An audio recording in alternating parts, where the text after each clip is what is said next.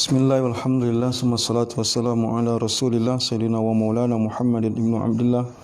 Allahumma salli ala sayyidina Muhammad wa ala alihi wa sahbihi wa mawala.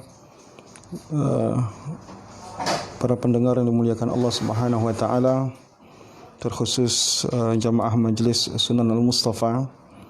Pertemuan kali ini kita melanjutkan kembali pelajaran kita. Dan pada pertemuan kali ini kita akan melanjutkan pembacaan kitab Al-Azkar An-Nawawi, di mana pada pertemuan sebelum ini kita telah memulai membaca beberapa bab, mulai dari bab bagaimana apa yang kita baca bangun dari tidur, lalu apa yang kita baca ketika kita memakai pakaian, dan apa yang kita baca ketika pakaian kita pakaian baru, dan apa yang dibaca ketika kita melihat orang lain sedang memakai pakaian baru. Kali ini kita akan melanjutkan pada bab yang berikutnya. Imam Nawawi menyusun pada bab yang berikutnya, yaitu babu kaifiyatu libasi saubi wan na'li wa khal'ihima, ya.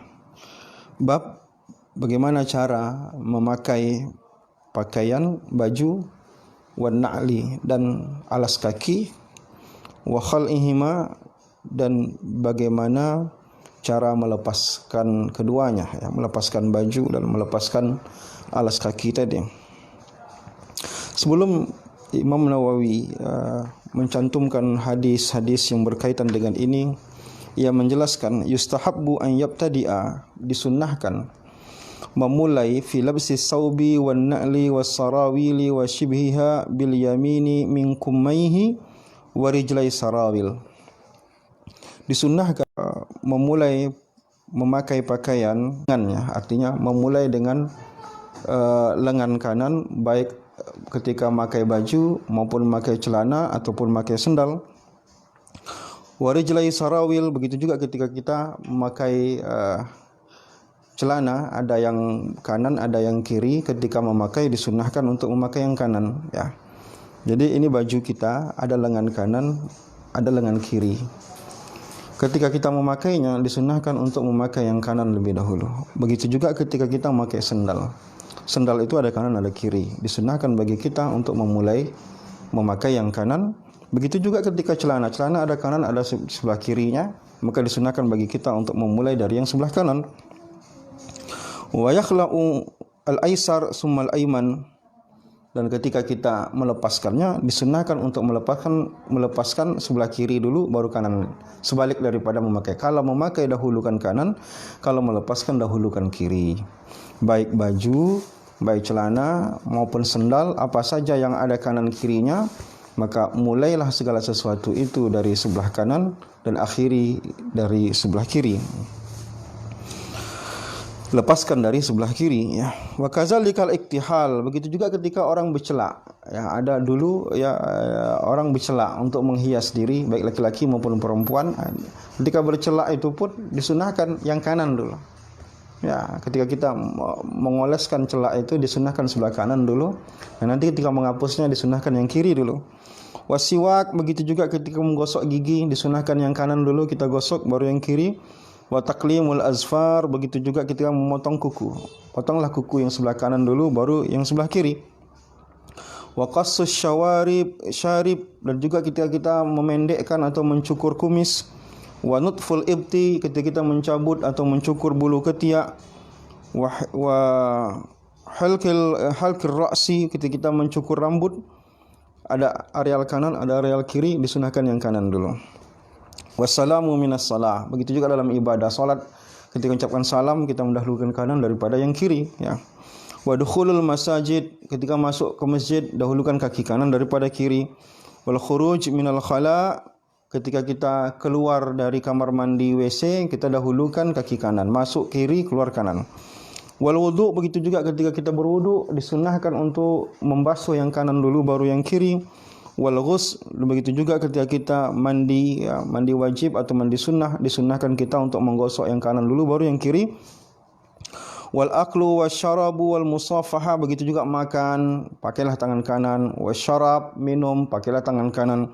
Wal musafaha, dan menyalami orang lain menggunakan tangan kanan. Wastilamul hajarul aswad, dengan dia istilamu hajarul aswad.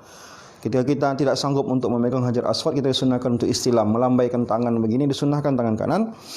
Wa akhzul haja min insan wa daf'iha ilaiha, mengambil sesuatu dari orang lain. Ketika orang memberi sesuatu kepada kita, disunahkan untuk mengambilnya dari tangan kanan, dan ketika kita mengembalikannya ke orang lain pun disunahkan pakai tangan kanan. Wa ma asbaha haza, dan hal-hal lain yang seumpama dengan ini, fakulluhu yaf'aluhu bil yamin wa didduhu bil yasar. Ketika kita melakukannya, lakukanlah dengan tangan kanan, dan dan lawannya adalah menggunakan kiri, ya. Nah, itu disunahkan bagi kita untuk semua aktivitas kita mendahulukan kanan. Hanya saja ada beberapa pengecualian, seperti misalkan masuk WC menggunakan kaki kiri, tapi keluarnya tetap pakai kaki kanan lebih dahulu. Itu pengecualian. Selebih dari itu semuanya disunahkan untuk yang kanan, baik aktivitas ibadah maupun tidak aktivitas ibadah, mau keseharian kita. Rawaina fi sahihai al-Bukhari wa Abil Husain Muslim bin Al-Hajjaj bin Muslim Al-Kushari An-Nisaburi, diriwayatkan oleh Sahih Bukhari dan Sahih Muslim, an Aisyah radhiyallahu anha qalat, hadis riwayat Aisyah, Bunda Aisyah, ya, Sayyidina Aisyah, Sayyidah Aisyah radhiyallahu anha, yang mengatakan, kana Rasulullah sallallahu alaihi wasallam, Rasulullah sallallahu alaihi wasallam yu'jibuhu at-tayammun fi sya'nihi kullihi. Rasulullah suka melakukan segala sesuatu itu mendahulukan dengan kanan, fi tuhurihi wa tarajjulihi wa tana'ulihi, baik dalam bersucinya maupun melangkahkan kaki maupun ketika mengenakan sendal atau alas kaki. Nah, ini dari sini ulama tadi mengambil dalil bahwa segala sesuatu itu disunahkan untuk mendahulukan kanan.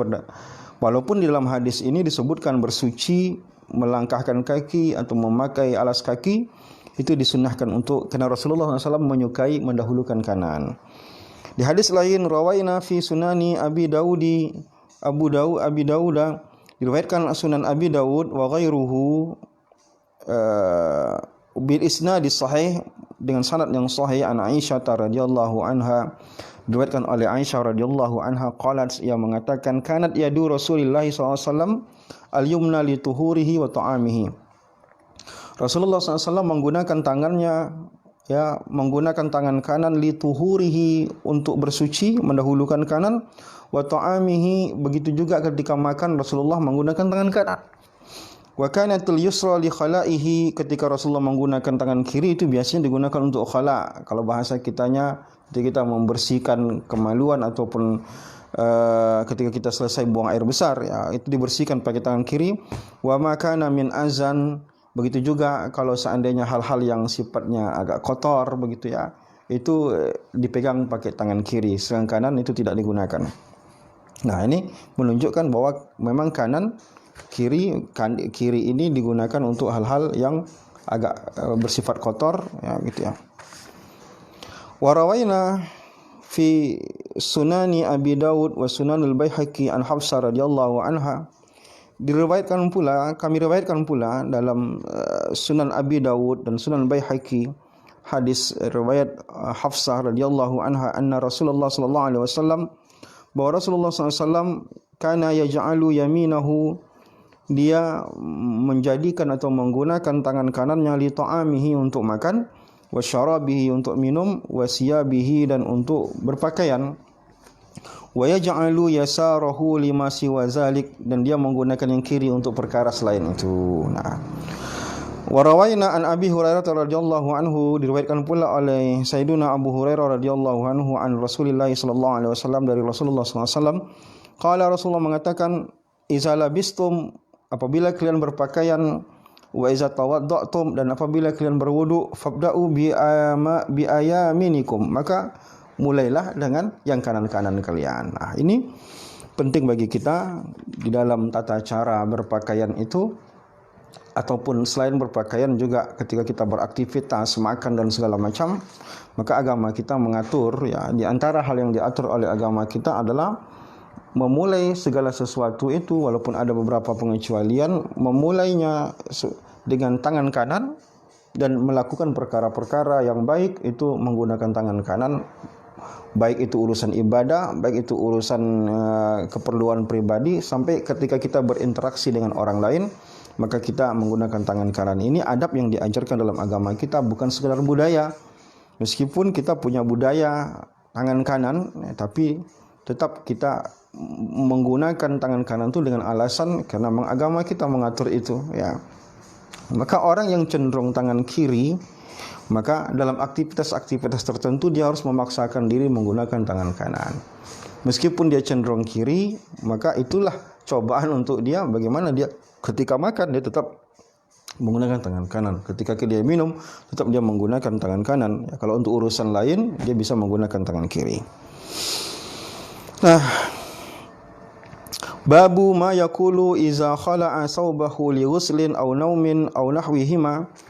Lalu apa yang dibaca ketika melepaskan pakaian untuk mandi atau karena mau tidur atau selain daripada itu.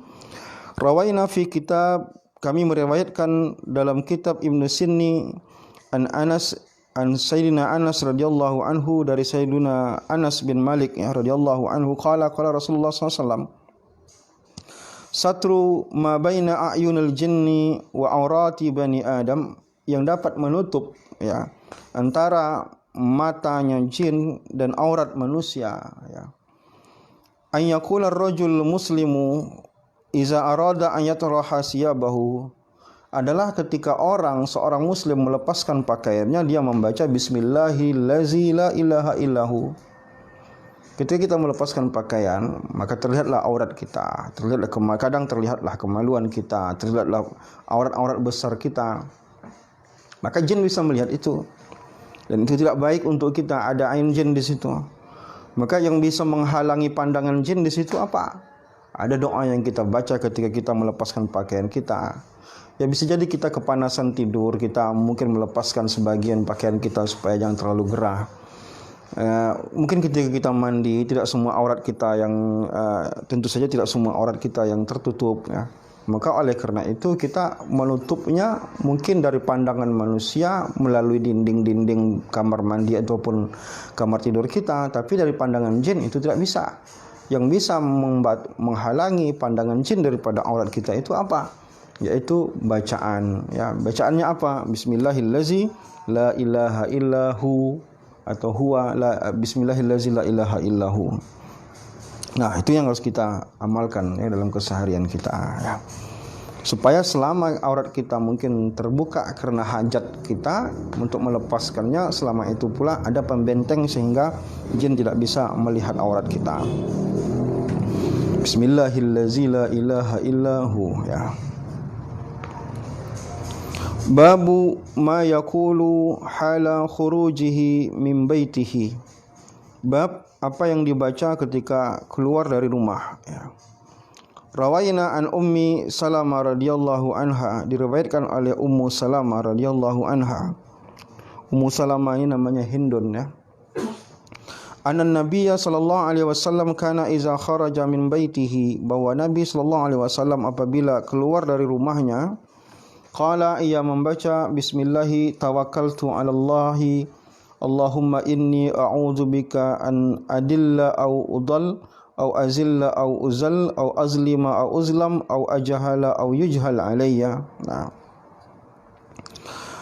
diriwayatkan oleh Ummu Salamah bahwa Nabi sallallahu alaihi wasallam kalau keluar dari rumahnya, ketika dia mau bepergian keluar dari rumah, ada doa yang dia baca. Bismillahi tawakkaltu 'ala Allah. Ini minimal, ya, sampai di sini. Bismillahi tawakkaltu 'ala Allah. Tapi upayakan sampai sempurna. Bismillahi tawakkaltu 'ala Allah. Allahumma inni a'udzubika min an adilla au udal au anzilla au uzal au azlima au uzlam au ajhal au yujhal alayya. Barang siapa yang membaca ini, insyaallah dengan kesungguhan, dengan seringnya dia membaca ini, dengan rutinnya dia mengamalkan ini, maka Allah akan menjaganya daripada kesesatan. Karena salah satu makna daripada doa itu adalah, doa keluar rumah ini adalah ketika kita berada dalam perjalanan, kita tidak menyesatkan orang lain dan kita tidak disesatkan. Nah, karena di perjalanan bisa jadi ada yang ganggu kita, baik makhluk yang terlihat maupun yang tidak terlihat, yang kadang menyesatkan dan membuat kita kebingungan segala macam, dan itu banyak terjadi. Doa ini salah satu dari benteng daripada itu. Nah, jadi ketika kita keluar dari rumah, upayakan kita ya betul-betul menjaga doa ini, merutinkannya sehingga hal-hal buruk yang tidak kita inginkan di perjalanan kita tidak terjadi ya. Nah, lalu kemudian ada redaksi lain ya, warawaina fi sunani Abi Daud wa Tirmizi ya, wa Tirmizi, kami riwayatkan pula dari Sunan Abi Daud dan Sunan Tirmizi wa Nasa'i wa ghairihim an Anas radhiyallahu anhu, dari Sayyidina Anas bin Malik radhiyallahu anhu qala, yang mengatakan qala Rasulullah SAW, man qala, barang siapa yang membaca, Rasulullah mengatakan barang siapa yang membaca, yakni iza kharaja min baitihi, apabila dia keluar dari rumahnya lalu dia membaca Bismillahi tawakkaltu 'ala Allah, tetap dimulai dengan kalimat yang sama, Bismillahi tawakkaltu 'ala Allah wala haula wala quwata illa billah. Nah, maka yuqalu lahu hudita wa kufita wa wukita wa tanaha anhu syaitan. Orang yang membaca Bismillahi tawakkaltu la haula wala quwata illa billah, walaupun cuma sampai pada batas ini, maka dia akan dikatakan kepadanya, hudita, kamu diberi tunjuk jalan agar kamu tidak tersesat. Maka orang yang baca itu dia kan tidak tersesat dalam perjalanannya. Wa kufita, dan kamu dijaga oleh Allah Subhanahu wa taala, wa wukita. Nah, artinya ada jaminan dari Rasulullah SAW, orang membaca Bismillah tawakkaltu 'ala Allah la haula wala quwata illa billah ketika keluar dari rumahnya, dia tidak akan sesat karena ada petunjuk yang Allah berikan tanpa sadar dia, dan dia tidak akan diganggu dan dia akan dijaga oleh Allah Subhanahu wa taala. Dan setan pun akan berputus asa karena orang ini baca doa ketika dia keluar rumah. Dalam sebuah riwayat lain ditambahkan lagi, ya syaitan berkata kepada syaitan yang lainnya ketika orang ini baca doa keluar dari rumah tadi, kaifalaka birajulin qad hudiya wa kufiya wa wukiya ya. Jadi putus asa syaitan itu. Kenapa? Dia bilang ini orang udah dijaga karena dia keluar rumahnya baca Bismillahi tawakkaltu 'ala Allahi la haula wala quwata illa billah. Nah, sehingga terputus asalah syaitan gara-gara itu. Jadi minimal yang kita baca Bismillahi tawakkaltu 'ala Allahi la haula wala quwata illa billah, atau kalau kita mau sambung panjang ya, Allahumma inni a'udzubika an adil au udal au azil au uzal au azlim au uzalam au ajhal au yujhal alayya. Kadang banyak orang di jalan itu kita bertanya sama dia sesuatu atau alamat, kadang dia sengaja untuk menyesatkan kita, dia kasih jawaban yang salah sehingga kita tersesat dalam perjalanan kita. Tapi dengan kegigihan kita minta kepada Allah dengan penjagaan ini, maka insya Allah kita akan terhindar daripada orang-orang yang ingin berbuat buruk ataupun menyesatkan kita, baik manusia maupun jin ya. Baik, itu kalau kita keluar dari rumah. Kemudian babu ma yaqulu iza dakhala baitahu, apa pula yang dibaca yang ketika kita masuk ke rumah kita. Kata Imam Nawawi, yustahabbu an yaqula bismillah, minimal disunahkan bagi siapa saja yang mau masuk baca bismillah, wa an yuksira min zikrillah taala, memperbanyak menyebut nama Allah Subhanahu wa taala ketika masuk rumah, wa an yusallima, dan ia mengucapkan salam, sawa'un kana fil baiti adamiyan am la, baik ada orang dalam rumah atau tak ada dalam rumah. Sunahkan bagi kita ketika masuk rumah berzikir, menyebut nama Allah, minimal bismillahirrahmanirrahim. Lalu ketika kita masuk rumah, baik ada orang di rumah ataupun tidak ada orang di rumah, kita tetap membacakan Assalamualaikum warahmatullahi wabarakatuh. Nah, kadang kita kalau tidak ada orang di rumah, kita tak mengucapkan itu. Nah, kalau kita masuk rumah, baik ada orang dalam rumah ataupun tidak ada orang dalam rumah, tetap kita membacakan Assalamualaikum warahmatullahi wabarakatuh. Diawali dengan Bismillahirrahmanirrahim. Allah bahkan mengingatkan kita dalam surah An-Nur ayat 61, fa iza dakhaltum buyutan, apabila kamu masuk rumah, fasallimu ala anfusikum, maka bersalamlah atas diri kalian, tahiyatan min indillahi mubarakatan thayyibah, dengan salam penghormatan yang diajarkan oleh Allah Subhanahu wa taala yang penuh dengan keberkahan dan kebaikan, yaitu Assalamualaikum warahmatullahi wabarakatuh. Ini didukung dari hadis Rasulullah, rawaina fi kitab Tirmizi, kami riwayatkan dalam kitab Sunan Tirmizi an Anas radhiyallahu anhu, dari Anas, Sayyidina Anas bin Malik radhiyallahu anhu, qala li Rasulullah SAW, Rasulullah berkata kepada Sayyidina Anas, ya bunayya, wahai anakku, ya, iza dakhalta ala ahlika, kalau kamu mendatangi keluargamu, fasallim yakun barakatan, maka ucapkan salam agar di situ ada berkah, alaika wa ala ahli baitika, baik berkah itu untukmu dan juga kepada ahli baitika, kepada keluargamu. Alangkah bahagianya kita kalau kita mendapat berkah dan keluarga kita mendapat berkah. Keluarga kita dapat berkah itu juga menguntungkan bagi kita. Nah, salam itu assalamualaikum warahmatullahi wabarakatuh, di ujung kalimat ada kalimat wabarakatuh, minta keberkahan. Dan ketika kita mengucapkan wabarakatuh, itu mendoakan semua orang yang ada dalam rumah agar mendapatkan keberkahan, dan keberkahan itu juga akan kembali kepada kita. Nah, maka orang tua maupun anak-anak, ya, jadi upayakan masuk rumah itu bismillahirrahmanirrahim, assalamualaikum warahmatullahi wabarakatuh. Nah, redaksi lain, rawaina fi sunani Abi Dauda wa Abi Malik al-Ash'ari radhiyallahu anhu wa ismuhu al-Haris, riwayatkan dalam kitab Sunan Abi Daud dari Abu Malik Ash'ari, ya, nama aslinya adalah Haris. Wakila Ubaid, ada yang mengatakan namanya Ubaid, ada yang mengatakan namanya Ka'ab, ada yang mengatakan namanya Amru. Qala Rasulullah SAW, Rasulullah bersabda, iza walajar rajulu baitahu, apabila seseorang masuk ke rumahnya, falyakul, maka bacalah, Allahumma inni as'aluka khairal maulij wa khairal makhraj, ya Allah, aku minta kepadamu kebaikan masuk rumah ini dan kebaikan keluar dari rumah ini. Bismillahi walajna, dengan namamu kami masuk, wa bismillahi kharajna, dan dengan namamu kami keluar, wa alallahi rabbina tawakkalna, dan terhadapmu kami bertawakal ya Allah. Summa liyusallim ala ahli, baru kemudian dia mengucapkan salam. Jadi redaksinya begitu.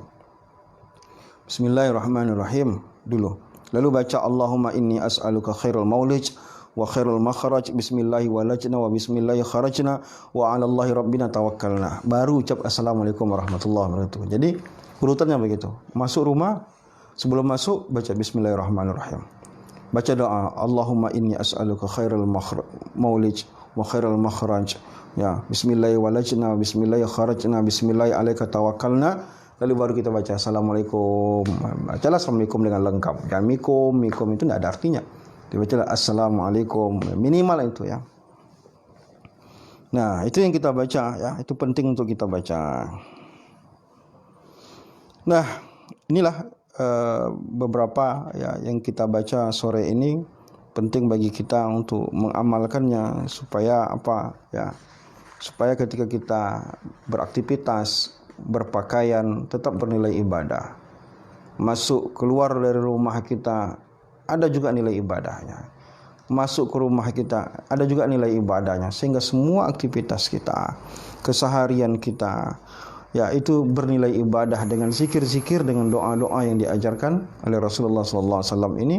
Dan bukan hanya bernilai ibadah yang mendatangkan pahala untuk kita, tapi tentu saja kebaikan-kebaikan yang akan Allah berikan kepada kita karena kita mengamalkannya. Terima kasih atas segala perhatian, ya. Bermaaf atas segala kekurangan, ya. Jadi video ini memang afdalnya diikuti dengan melihat kitabnya, karena saya yakin doa-doa ataupun zikir yang kita bacakan ini sekali baca tentu saja kita tidak langsung hafal, ya, tapi merujuklah kembali kepada kitabnya, kitabnya Al-Azkar An-Nawawi, supaya doa-doa di sini bisa kita hafal dan kita amalkan. Setidaknya untuk sementara kita belum hafal, tapi kita masih sudah mau mengamalkannya, tulislah satu persatu. Doa keluar rumah, lengketkanlah tempat kita keluar rumah. Doa masuk rumah, lengketkanlah di mana kita akan masuk ke rumah kita, agar semuanya bisa kita amalkan sambil menunggu kita terbiasa dan hafal.